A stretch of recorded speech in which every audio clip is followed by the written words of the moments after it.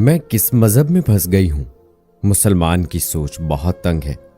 मैं आजाद होना चाहती हूँ, अपने सब फैसले खुद करना चाहती हूँ। ये क्या तुम लोगों ने मेरी जिंदगी को जंजीरों में जकड़ रखा है।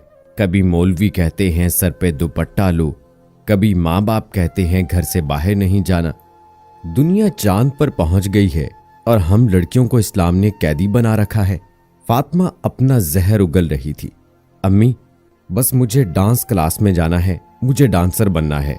माँ गुस्से से बोली, फातिमा कुछ शर्म करो, कैसी बकवास करती हो तुम। अम्मी देखो, मैं सब औरतों की तरह भैंस बनकर नहीं जी सकती। मुझे जिंदगी में बहुत कुछ करना है, अपना एक नाम बनाना है, अपनी पहचान बनानी है। मैं ये हिजाब और बुर्का पहनकर जहालत में नहीं जीना चाहती। देखो टिकटॉक पे कितनी लड़कियां मशहूर हो गई हैं, कितनी बड़ी बड़ी स्टार बन गई हैं। मॉर्निंग शोज में उनके इंटरव्यूज आते हैं। बस मैं इस इस्लाम की जंजीर को तोड़ना चाहती हूँ। माँ, बस आप अब्बा से बात करो, मैं कल से जॉब भी कर रही हूँ और डांस क्लास भी। अब्बा पैसे नहीं देते तो ना दें, मैं खुद को अब संभाल सकती हूँ। अल्लाहु अकबर, अल्लाहु अकबर। मस्जिद से मगरिब की अजान की आवाज सुनाई देने लगी। माँ ने कहा, फातिमा मोबाइल को छोड़ दे और सर पर दुपट्टा लो। फातिमा ने टिकटॉक ओपन की हुई वीडियोस देखती रही। कोई परवाह नहीं अजान हो रही है या नहीं, वो इस्लाम के दायरे में खुद को कैद समझ रही थी। देखो बड़ी बड़ी टीवी स्टार्स कितना पैसा कमाती हैं, बड़ी बड़ी गाड़ियां, लोग तरसते हैं इनसे एक तस्वीर बनाने के लिए भी। फातिमा बोलती चली जा रही थी। माँ ने बहुत समझाया, लेकिन शायद वो बगावत पर उतर आई थी। आप 5 वक्त नमाज अदा करती हो ना, तो बताओ अल्लाह ने क्या दिया है? आपका ये टूटा हुआ घर और जहालत की इंतहा। अरे टूटी हुई साइकिल रखी हुई है, नए कपड़े ले दो तो तुम लोगों के रोने खत्म नहीं होते। दिहाड़ी नहीं लगी अब्बा की तो ये नहीं हुआ, वो नहीं हुआ। मैं तुम लोगों को कामयाब होकर बताऊंगी। माँ गुस्से से बोली, फातिमा मेरी बच्ची, तुमको क्या हो गया? ये कैसे कुफरी अल्फाज बोल रही हो? अल्लाह से डर और शुक्र अदा कर। लेकिन फातिमा कुछ सुनती तो फिर ना। बस अब्बा से कहो मैं कल से जॉब पर जा रही हूं। मेरी दोस्त भी जाती है, एक प्रॉपर्टी डीलर है, उसके ऑफिस में मुझे 30,000 में जॉब मिल रही। 30,000 अब्बा 3 महीने में कमाते हैं। बाप इशा के वक्त घर आया। फातिमा अपने कमरे में थी। माँ बहुत उदास बैठी थी। अब्बा पास आए, क्या हुआ, उदासी हो आज? माँ बोली, फातिमा को पता नहीं क्या हो गया है, क्या क्या बोलती है, कुछ समझ नहीं आता। वो नौकरी करना चाहती है। मैं चाहती हूं आप जिद छोड़ दें, उसे नौकरी पे जाने दें, तब तो कोई अच्छा सा लड़का देखकर उसको ब्याह देते हैं। बीकॉम किया था फातिमा ने। बाबा प्यार से बोले, अल्लाह की बंदी, वो जमाने को नहीं जानती, उसे खबर ही नहीं है जमाने की तलखियां होती क्या हैं। मैं बाप हूं उसका, इससे पहले एक मर्द हूं, और मैं अच्छे से जानता हूं अपने मुआशरे को। वो जो ख्वाब देखती है उसका रास्ता सिर्फ फना है। वो अभी बच्ची है, ना समझ है। माँ जिद करते हुए बोली, आप बस उसे जाने दो, करने दो नौकरी, शायद हमारी सख्ती उसे अजियत पहुंचा रही है। माँ ने सुबह कहा, जाओ फातिमा नौकरी कर लो, लेकिन हमारी इज्जत का ख्याल रखना मेरी बच्ची। फातिमा मुस्कुराने लगी, आप सोच बदलो, ये इज्जत का ख्याल रखना, मैं जॉब करने जा रही हूं, कोई गुनाह नहीं। वो खुद को आजाद करना चाहती थी, और फिर अल्लाह वही अता करता है जैसी हमारी नीयत होती है, जैसे हमारे आमाल होते हैं।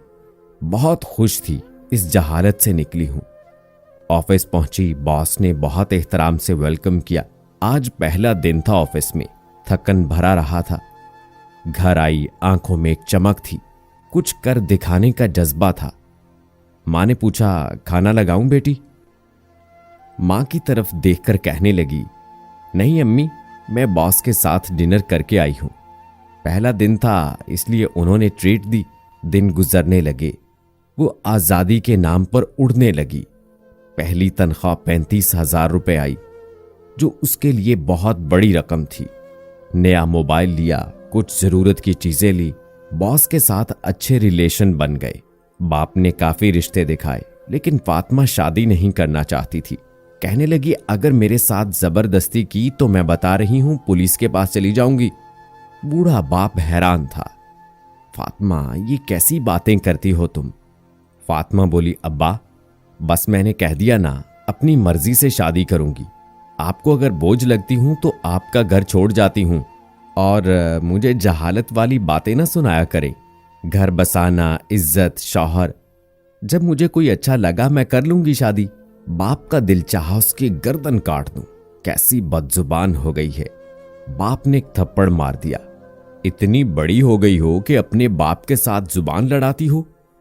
फातिमा ने बाप को धक्का दिया, घर से बाहर चली गई। भाड़ में जाओ तुम लोग। बाप की आंखें नम हो गई थीं। जाते हुए बाप ने आवाज दी, बेटी जिस रास्ते पे चल रही हो ना, बहुत पछताओगी। तुम्हारा बाप हूं ना, मेरे दिल की धड़कन हो तुम, इसलिए मैं कुछ नहीं कह सकता तुमको। लेकिन एक बात याद रखना, वक्त बदलेगा, घड़ी की टिक टिक करती सुई आगे बढ़ेगी। मैं मर जाऊंगा, कब्र में पड़ा तुम्हारा बाप तुम्हारी बेबसी देखेगा। फातिमा बेटी याद रखना, तुम मुझे पुकारोगी जरूर, लेकिन तब वक्त गुजर चुका होगा। फातिमा मुस्कुराने लगी, बस हो गया लेक्चर। मां ने आवाज दी, फातिमा बेटी रुक जाओ, कहां जा रही हो? घर से चली गई। मां आवाजें देती रही। बाप को शायद बेटी का यूं नाफरमान होना मारने लगा। या अल्लाह, वो नहीं जानती इस्लाम ही सबसे पाक और महफूज दीवार है, मजहब है। वो बर्बादी की तरफ चल दी है, उस पर रहम फरमा मेरे अल्लाह। फातिमा ने बॉस को कॉल की, सर आप कहां हैं? बॉस प्यार से बोला, मैं तो घर हूं, क्या हुआ? सर मैं घर छोड़कर आ गई हूं, अपने साथ ले जाओ। सर हैरान थे, ऐसा क्यों भला, खैरियत तो है ना? सर आप आ जाएं बस। बॉस आया, कार में बैठी, बहुत गुस्से में थी। अरे हुआ क्या है, कहां जाओगी? अब ऐसे थोड़ी ना घर से आते हैं। सर आप मुझे रेंट के रूम में छोड़ दें कहीं। फातिमा खूबसूरत थी। बॉस ने हमदर्दी से कहा, ऐसा करो मेरा गेस्ट हाउस खाली है, वहां रहो, तुम परेशान ना हो, मैं तुम्हारे साथ हूं। शुक्रिया सर, आपका एहसान कभी नहीं भूलूंगी। बूढ़ा बाप बेटी के दुख से बिस्तर पर पड़ गया और फिर एक दिन दुनिया से चल बसा। वक्त गुजरने के साथ साथ फातिमा अपने बॉस नवीद के साथ काफी आगे बढ़ चुकी थी। ऑफिस से पर्सनल फैसले भी मिलकर करने लगे। वो दोनों आहिस्ता आहिस्ता जिस्म तक पहुंच गए। फातिमा को अपनी हमदर्दी के आईने में उतारकर उसके साथ हवस पूरी करने लगा। सर नवीद, मैं चाहती हूं मैं डांसर बनूं, मुझे मॉडल बनने का बहुत शौक है। नवीद मुस्कुराकर बोला, तुम परेशान ना हो, मैं हूं ना, जो दिल चाहे करना। फातिमा को पैसे की कोई कमी ना थी। नवीद ने पैसों की आयाशी दी थी उसे। प्रॉपर्टी की सब डील वो दोनों एक साथ करते। फातिमा नवीद पे बहुत यकीन करती थी। नवीद, तुम ना होते तो मैं शायद काफी मुश्किल वक्त गुजारती। नवीद का दोस्त ऑफिस आया। यार बड़ी मस्त लड़की रखी हुई है तुमने ऑफिस में। नवीद मुस्कुराया, शर्म कर शर्म। दोस्त कहने लगा, क्या शादी करने का इरादा है? नवीद कह कहा लगाकर हंसा, इससे शादी? हद हो गई यार। अच्छा सुनो यार, मेरी भी दूसरी करवाओ। उससे नवीद आहिस्ता से बोला, सबर रखो सबर। खुद को आजाद समझती थी। मॉडर्न जीन्स पहनना, सर पे दुपट्टा नहीं, आंखों में हया नहीं, हर अजनबी के साथ बैठना, इस्लाम से बगावत। फातिमा की दोस्त ने उसे कहा, फातिमा तुम बहुत गलत राह पर हो, संभल जाओ। फातिमा अपना दामन दागदार कर चुकी थी। फिर एक दिन अचानक पुलिस वाले इनके ऑफिस आ गए। नवीद को पकड़ लिया, फातिमा को भी गिरफ्तार कर लिया। नवीद गुस्से से बोला, क्यों गिरफ्तार कर रहे हो? पुलिस वाला बोला, तुमने अमेरिका की एक पार्टी है, उनके प्लाट 2 नंबरी में बेचे हैं, जिनकी कीमत 2 करोड़ रुपए है। नवीद को पुलिस स्टेशन ले गई। फातिमा को भी गिरफ्तार कर लिया था। फातिमा नवीद से कहने लगी, सर प्लीज मुझे इस मुसीबत से निकालें। नवीद ने दिलासा दिया, तुम फिक्र ना करो, मैं कुछ करता हूं। इतने में थानेदार आया। हाँ भाई, कब देगा पैसे? नवीद ने इंस्पेक्टर को आंख से इशारा किया। आहिस्ता से बोला, मैं आपको 50 लाख रुपए दूंगा, आप ये सारा केस इस लड़की पर डाल दो बस। पुलिस वाला मुस्कुराया। हमको रिश्वत देते हो? नवीद आहिस्ता से बोला। सर देखे ना, कुछ हो तो। इंस्पेक्टर बोला 50 लाख के लिए तो कुछ भी करूं। बेफिक्र हो जा अब। नवीद को रिहा कर दिया। फातिमा प्यार से बोली, सर आप कहां जा रहे हैं? नवीद खामोशी से पास से गुजर गया। पुलिस वाला बोला, तेरा यार धोखा दे गया तुमको। केस तैयार किया, 2 करोड़ फातिमा पर डाल दिए। वक्त ने काया पलटी थी। अदालत में केस गया तो सारे सबूत फातिमा के खिलाफ थे। वो बेबसी में जज से मुखातिब हुई, सर ये सब झूठ है। लेकिन अदालत सबूत पे चलती है। नवीद रंग बदल गया।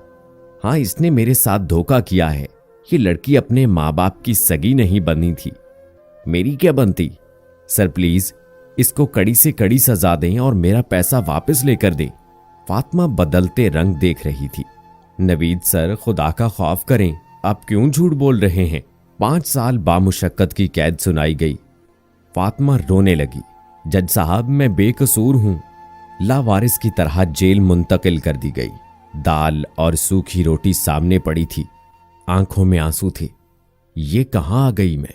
कुछ दिन गुजरे। अमेरिका वाला शख्स जिसकी प्रॉपर्टी नवीद ने 2 नंबरी में बेचकर इल्जाम फातिमा पर लगा दिया था, पाकिस्तान वापस आया। जेल पहुंचा। जेलर साहब कौन सी वो छोकरी है जिसमें इतनी हिम्मत मेरे प्लॉट बेच दिए? जेलर सर झुकाकर, चौधरी साहब आ जाएं, आपको मिलाता हूं। फातिमा सलाखों के पीछे बैठी थी। वो शख्स चौधरी इकबाल पास आया। ये है वो लड़की? है तो बड़ी खूबसूरत। मुझे नहीं लगता ये ऐसा काम कर सकती है। जेलर बोला, चौधरी साहब इसको फंसाया गया है सिर्फ, हम सब जानते हैं। इकबाल मुस्कुराने लगा। चलो एक गेम खेलते हैं। फातिमा से मुखातिब होकर बोला, देख मैं तुमको यहां से निकलवा सकता हूं। अगर तुम मेरे साथ एग्रीमेंट करो तो क्या होगा? मैं तुमको आजाद कर दूंगा, इस काली कोठड़ी से निकाल लूंगा। मेरी बात मान लो तो। फातिमा बस जेल से किसी तरह निकलना चाहती थी। कहीं ना कहीं उसे ठोकर लग चुकी थी। फातिमा का साथ देने वाला था ही कौन? माँ बाप को तो वो ठुकरा आई थी। क्या करती, कहां जाती? इस्लाम से बगावत कर चुकी थी। उसे आजादी चाहिए थी, लेकिन कैदी बन गई। वो नहीं जानती थी औरत सिर्फ तब तक औरत है जब तक वो बाहया बापर्दा है। जैसे ही इस्लाम का दायरा पार किया, वो औरत से सिर्फ एक गोश्त का लोथड़ा रह जाती है, जिसे वक्त गुजारी के लिए लोग इस्तेमाल करते हैं। इकबाल ने सोने की अंगूठियां पहनी हुई, बड़ी बड़ी मूंछ रखी हुई फातिमा की तरफ देख रहा था। फातिमा पुलिस वाले की तरफ देखने लगी, फिर बोली, ठीक है, मैं आपकी बात मानने के लिए तैयार हूं। इकबाल हल्का सा मुस्कुराया। गुड। जेलर साहब मैडम को बाहर निकाले। वो दोनों कमरे में बैठे थे। इकबाल बोला, फातिमा मैं जानता हूं तुम बेकसूर हो। नवीद ने तुमको फंसाया है। मैं क्या, पुलिस वाले भी जानते हैं, जज साहब भी जानते हैं। फातिमा पे एक से बढ़कर एक पर्दा खुल रहा था। इकबाल का लहजा कुछ सख्त हुआ। असल बात पे आते हैं। मैं स्टेज शो का प्रोड्यूसर भी हूं, जैसे नरगिस और इस तरह की डांसर मुजरा करती हैं। तुम खुश शक्ल हो, हर स्टेज शो पे लोगों के सामने तुमको नाचना होगा। बड़ी कीमत अदा करूंगा, लोगों का दिल बहलाना होगा। एक चेक पे 20 लाख रुपए सामने रखा। फैसला तुम्हारा है। 5 साल जेल में सड़ना है, फिर मैं नहीं छोड़ूंगा तुमको, या फिर ये रंगीन जिंदगी, जब मेरा 2 करोड़ पूरा हो जाए तुम आजाद हो। एक तरफ कैद खाना था, एक तरफ मैखाना। सूखी रोटी, काली शामें, तरह तरह के खाने, रंगीन शाम। उसने डील साइन कर ली। इकबाल हंसने लगा। मुझे यकीन था। चलिए मेरे साथ जेलर साहब, आपके 10 लाख आपको मिल जाएंगे। इस केस को खत्म कर दो किसी तरह। फातिमा कार में बैठी। एक आलीशान घर, लेकिन वो घर नहीं, जहन्नम था, जिसमें कदम रखते ही उसकी दुनिया बदल गई। जैसे ही घर में दाखिल हुई, वहां बहुत सी लड़कियां थीं, मर्द थे, जैसे वो कोठा हो। इकबाल बोला, ये है सना मैडम, ये तुमको नाचना सिखा देंगी। सना फातिमा की तरफ देखने लगी। वाह, क्या खूबसूरत माल आया है। इकबाल बोला, इसको ट्रेनिंग दो, मैं 2 दिन के बाद आऊंगा। बहुत बड़ा शो होने जा रहा है, यहां उसको नाचना है। फातिमा खामोश थी। सना बोली, तुम किसी शरीफ घर की बेटी लगती हो, खुद पे तरस नहीं आता क्या? हाय, मैं यहां से निकलना चाहती हूं, तुम इस गंदगी की जीनत बनना चाहती हो। फातिमा क्या बताती, घर से निकली थी जमाने से लड़ने, जमाने ने खाक बनाकर रख दिया। जाते हुए इकबाल ने इशारा किया, भागने की या कोई भी होशियारी की कोशिश की तो कत्ल कर दी जाओगी, समझी? फातिमा नरम बिस्तर पर बैठी थी कि सना हाथ में घुंघरू लिए आ गई। पहनो इसे पाँव में। घुंघरू बांधे, उनकी छनकार छन छन करते हुए चलने लगी। रात भर उसे सिखाती रही। 2 दिन में उसे इस काबिल कर दिया कि वो लोगों का दिल बहला सकती थी। बुखार हो चुका था, थकन थी, लोगों का हजूम था। वहां लड़कियों का मुजरा देखने के लिए बूढ़े जवान सब आए थे। उसकी एंट्री हुई, नाचने लगी।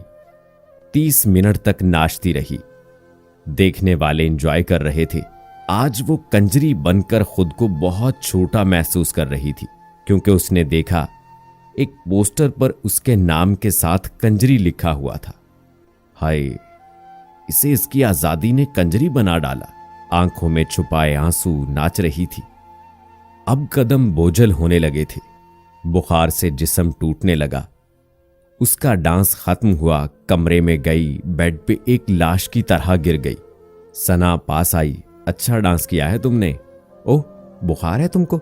चलो कोई बात नहीं, पैनाडोल लो, ठीक हो जाओगी। सना की तरफ देखकर बोली, मेरे घुंघरू खोल दो। सना ने सुर्ख आंखों में एक कयामत देखी। फातिमा, रात को तुम्हें एक शादी पे जाना है, किसी चौधरी की मेहंदी पे कंजरी बनकर नाचना है। काफी पैसा मिलेगा वहां से, शायद 2 लाख तुम भी कमा लोगी। फातिमा आहिस्ता से बोली, मुझ में हिम्मत नहीं है। सना कहकहा लगाकर हंसी, हिम्मत तो तुम में बहुत है डियर फातिमा। सुना है तुम में इतनी हिम्मत है कि अपने बाप को धक्का देकर आई थी। इतनी हिम्मत है कि अपने बॉस के साथ जिस्मानी ताल्लुकात रखे। इतनी हिम्मत है कि किसी मर्द को अपनी रातें दे दे। सुना है तुम टिकटॉक स्टार बनना चाहती थी नाचकर, तो ये भी बिल्कुल वैसा ही है। इसमें तो पैसा भी बहुत है। फातिमा सना की तरफ देखने लगी। तुम कैसे जानती हो ये सब बातें?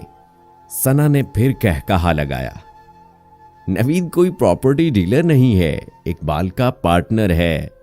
वो दोनों कोठा चलाते हैं, धंधा करते हैं।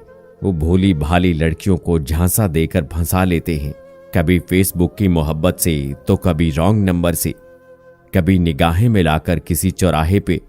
ये भेड़िए हमदर्द बनकर मारते हैं। यहां हर इंसान जालिम है। पुलिस वाले क्या, जज, वकील सब इस कोठे पे आकर अपनी रातें रंगीन करते हैं। सना रोते हुए बोली, मुझे 5 साल गुजर गए हैं इस जहन्नुम में। मैं बापर्दा लड़की चंद दिन की मोहब्बत में मारी गई। बस यूं कह लो मैं किसी की बातों में बह गई थी और बर्बाद हो गई।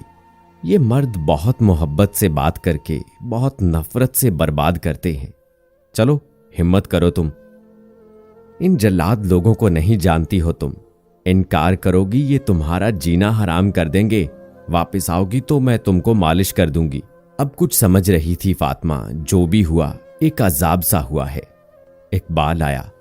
फातिमा चलो, टाइम हो गया है, 11 बजे प्रोग्राम शुरू हो जाएगा। वहां पहुंची। शादी वाले घर उनके नौजवान लड़के पास आकर बैठे, नाजेबा अल्फाज बोलने लगे। कोई उसकी आंखों की बात करता, कोई होंठों की, जैसे बाजार से खरीदा हुआ कोई खिलौना हो। खामोश बैठी थी। खूबसूरत तो थी लेकिन भटक गई थी। रंगीन महफिल में जैसे ही गाना बजाना शुरू हुआ, शराब की बोतलें खुल गईं। इकबाल बोला, तुम परेशान ना होना, बस नाचते रहना। 30 लाख की डील है इन लोगों के साथ। मोबाइल के कैमरे ऑन हुए। कुछ लड़के लाइव उसका नाच चलाने लगे। दर्द भरे कदम नाचने लगे। बुखार, थकन, कौन समझे ये दर्द भला। शौक अपने थे, बगावत का फैसला भी अपना था। इस्लाम को तंग सोच कहना भी उसका था। डांसर बनने की जिद भी उसकी थी। बाप को जाहिल कहना भी उसका था। फिर दहलीज पार करना भी उसका फैसला था। वो नाच रही थी। लड़के शराब पीकर नाजेबा हरकतें करने लगे। दिल घबरा रहा था। कोई रास्ता, कोई सफर अब न था। हर सांस जहन्नम, हर धड़कन कयामत थी। 3 बज गए थे। अब हिम्मत खत्म होने लगी। चाहा अब कुर्सी पर बैठ जाए। एक लड़का हाथ में बंदूक पकड़े पास आया। नाच कंजरी नाच, 30 लाख रुपए दिए हैं। हाय रे मुआशरे की ये बेहिसी, और अल्लाह बेशक सब कुछ देख रहा है। फातिमा इकबाल के पास आई। सर, मैं थक गई हूं, अब दूसरी लड़की को बोलो डांस करे। इकबाल बोला, वो लोग कह रहे हैं 5 गानों पे डांस कर दो बस। फातिमा बोली, मैं नहीं डांस कर सकती। अब पास खड़ा वो लड़का शराब के नशे में था। फातिमा के मुंह पर थप्पड़ मारा। नाच वगरना गोली मार दूंगा। गंदी गालियां देने लगा। थप्पड़ इतने जोर का था कि सफेद चेहरे पे उंगलियों के निशान नजर आने लगे। आंखों से बेबसी के आंसू बहने लगे। शो खत्म हुआ। कार में बेहोशी की मानद गिर गई। सामने बैग नोटों से भरा पड़ा था। लाखों रुपए पास थे, लेकिन घुटन थी। घर आई। सना ने पकड़कर बिस्तर पर लेटाया। इकबाल बोला, इसको दर्द का इंजेक्शन दे देना, मेरे लिए बहुत जरूरी है ये। सना ने चेहरे पे हाथ रखा। फातिमा, मेरी तरफ देखो। फातिमा खामोश थी। सना बोली, फातिमा, ये फैसला तुम्हारा था, अब जैसा भी बर्दाश्त करो। मैं तुम्हारे पांव पे मालिश कर देती हूं। गोद में पांव रखे सो गई। नींद में मां को आवाज देने लगी। कभी मां को आवाज देती, कभी बाबा को। ये दुनिया बहुत जालिम है। खुदा की कसम, ये आपकी सोच से भी ज्यादा जालिम है। दूसरी सुबह उठी, सना के पास जाकर बैठी।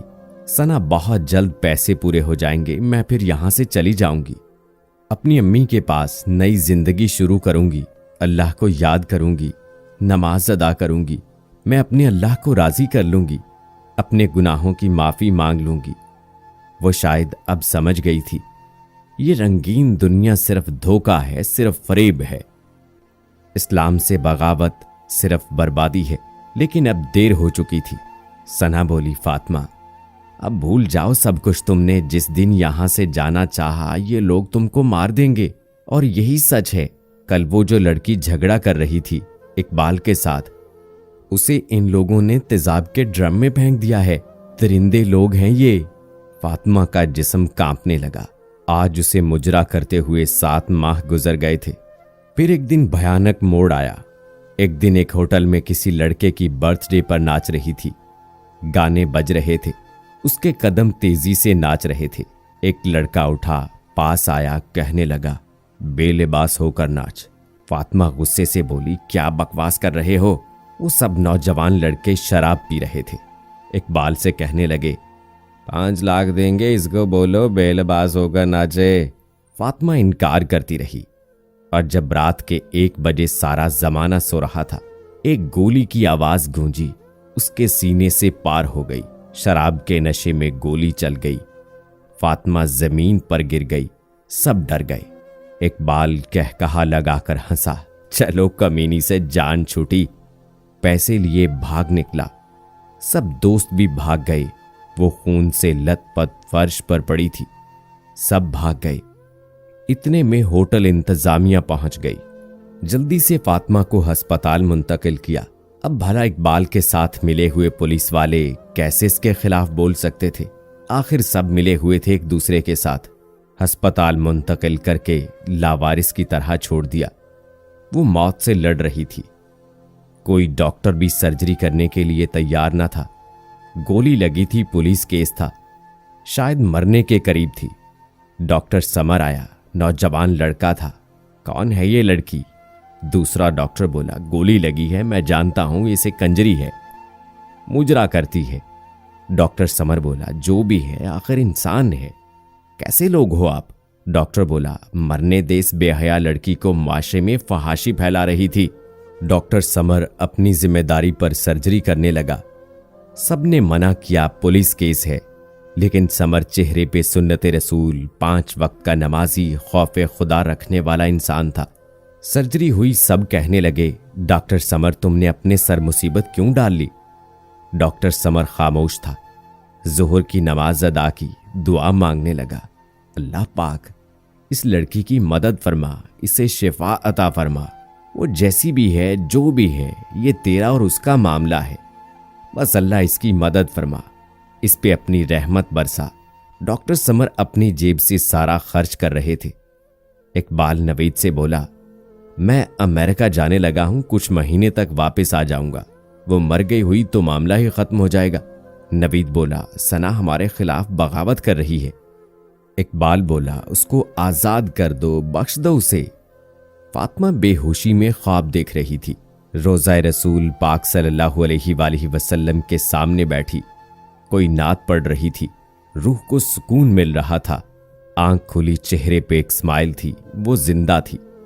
डॉक्टर समर ने बहुत बड़ा रिस्क लिया था, उसकी सर्जरी वाला। फातिमा रोने लगी, ऐ अल्लाह मुझे सच्चा ईमान नसीब फरमा, मैं माफी मांगती हूं। मैं तुमको तेरे महबूब मोहम्मद सल्लल्लाहु अलैहि वसल्लम का वास्ता देती हूं, मुझे मेरे गुनाहों की माफी दे दे। मुझे समझ आ गई है सिर्फ इस्लाम ही वो मजहब है जिसमें हर लड़की शहजादी है।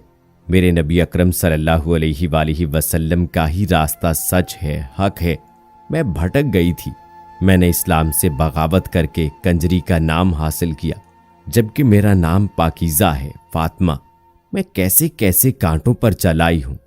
काश मैं बापर्दा बाहया रहती, काश मैं टिकटॉक और मॉर्निंग शोज देखकर ना बहकती।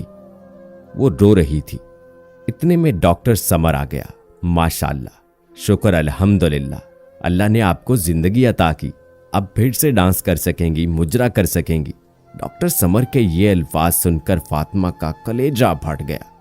रोते हुए बोली, मैं अब नाचना नहीं चाहती सर, मुझे इस्लाम की बापर्दा बेटी बनना है। अब काफी बेहतर थी फातिमा।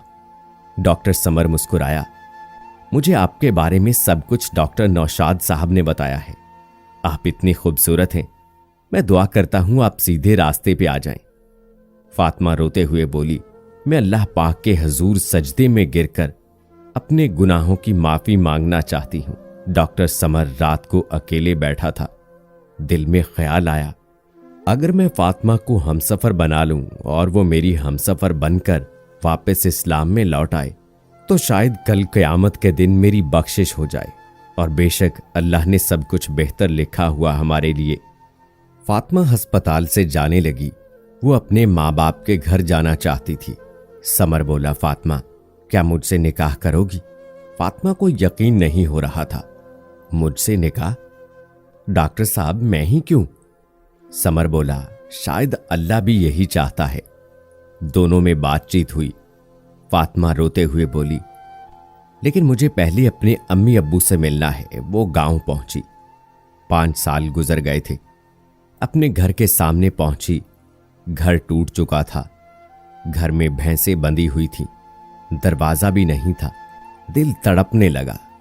पूछने पे पता चला फातिमा के माँ बाप फौत हो चुके हैं। अब हमसाए यहां अपने जानवर बांधते हैं। कमरे में दाखिल हुई। दर्द भरा मंजर, बर्तन, वो चारपाइयां, सब कुछ धूल जमी हुई। चीख चीख कर रोने लगी। मैंने खुद जलाया अपने हाथों से। मेरा अंजाम यही होना चाहिए था। अम्मी अब्बू की कब्र पर जाकर बहुत रोई थी। समर ने कंधे पे हाथ रखा, हौसला दिया, अपने साथ घर ले गया। फातिमा और समर ने शादी कर ली। शादी के बाद फातिमा मुकम्मल बदल गई। बाहिजाब, बापर्दा, 5 वक्त नमाज, तिलावत कुरान पाक, 2 बार उम्रा भी कर लिया। फख्र करती है कि मुसलमान हूं और सीधे रास्ते पे हूं। ये वीडियो देखने वाली हर शहजादी अपने दिलों पे लिख ले, इस्लाम के दायरे से बाहर निकलोगी तो कंजरी कहलाओगी। फातिमा की जिंदगी आप सबके सामने है। और याद रखना, मोजा हर बार नहीं होता। डॉक्टर समर हर बार नहीं मिलता। मैं इस मुआशरे के मर्द को नहीं बदल सकता, लेकिन इस मुआशरे की हर शहजादी को आईने का दूसरा रुख जरूर दिखा सकता हूं। आप सबसे इतना कहूंगा, जितना हो सकता है जमाने की सर्द हवा से बचकर रहो। न घर से भागकर शादी करो, न टिकटॉक स्टार बनो, न घरों में झगड़े करो, न माँ बाप को धोखा देकर यार से डेट करो, ना तलाक लो, ना घर बर्बाद करो। एक गलत कदम कंजरी तक का सफर करवा सकता है।